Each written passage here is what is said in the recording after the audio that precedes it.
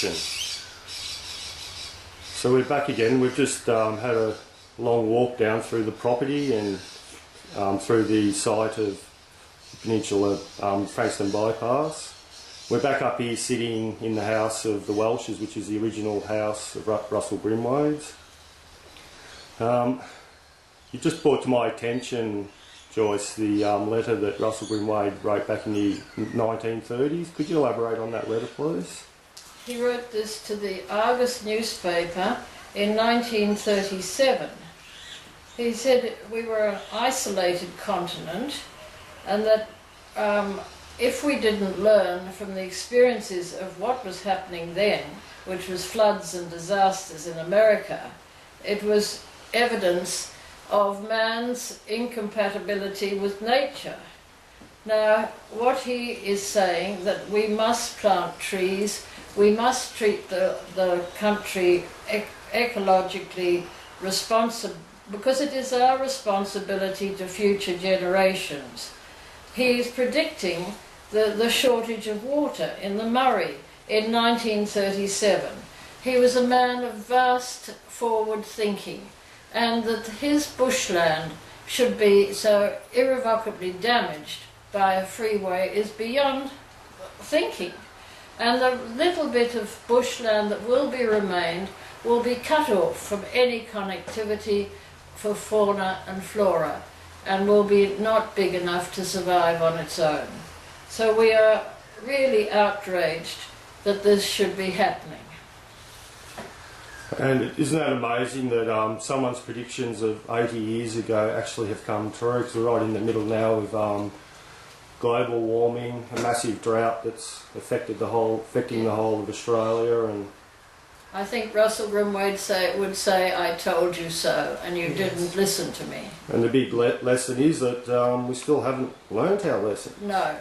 Then he said, past. Yes, that Australians would be short of water, that it is there, and the way to overcome that is to plant trees. And to stop deforestation. And to stop deforestation, exactly. He also elaborates quite highly on the status of the Murray-Darling system in that letter, and predicted back in 1937 that we'd have dire consequences of our actions in the Murray-Darling basin, and so much of it today is dead.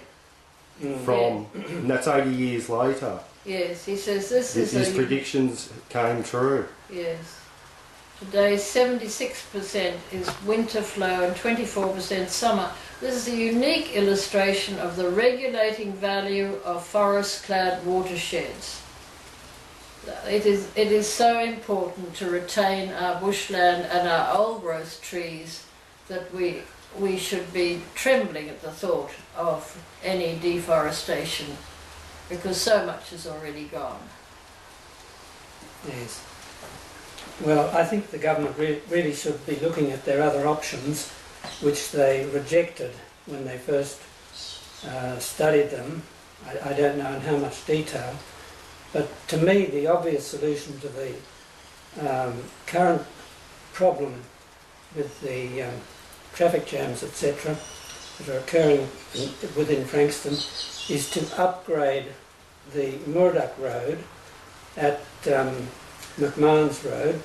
This is at 1,250 metres of roadworks which need to be done, and do that instead of putting through a 25-kilometre bypass through bushland and pristine agricultural land. And this would be the obvious solution to the current problem. So guys, we're just coming to the end of this documentary now, and you've taken me on a fantastic tour of the property, and I'm horrified at what I've seen and the lack of disrespect from the Victorian government, and the agonising torture that these guys are putting on you over this application to take the land off you and put a bypass through. But the environmental impacts are incredible, and it's so significant, and I can't understand why they'd put it through the bushland where the school's right next door, whereas they should be relocating the school and putting it through the school, because who would want to send your child to a school that's right next to a massive busy freeway? Well, this is what we It's can't understand. ludicrous. Yeah. And the other thing is legislation. What's legislation when legislation at the moment is tested to its limits? It seems that the government can override legislation any time they feel fit to do so.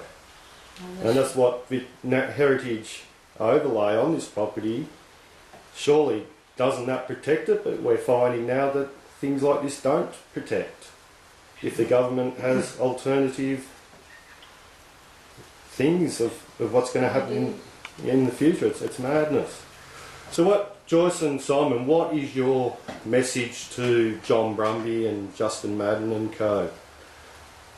Can you let us know just how you feel and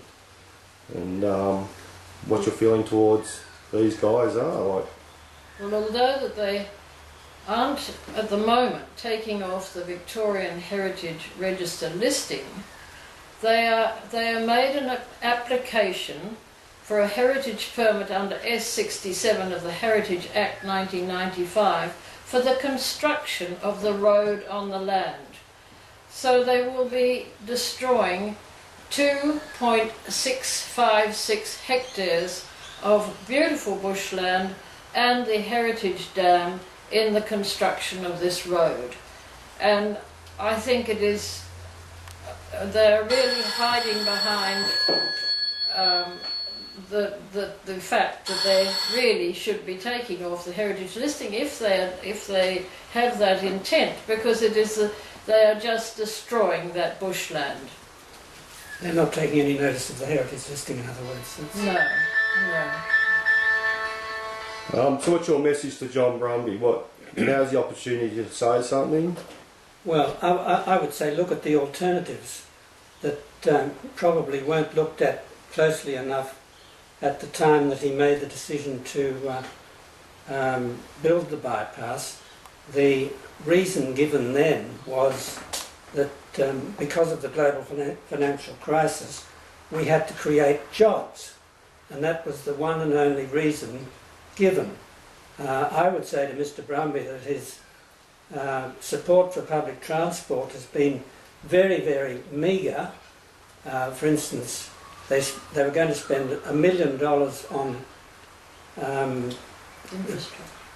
public transport at Frankston and on the Mornington Peninsula, whereas they're going to spend $750 million plus and plus, I would say, because they won't do it for that, on the bypass.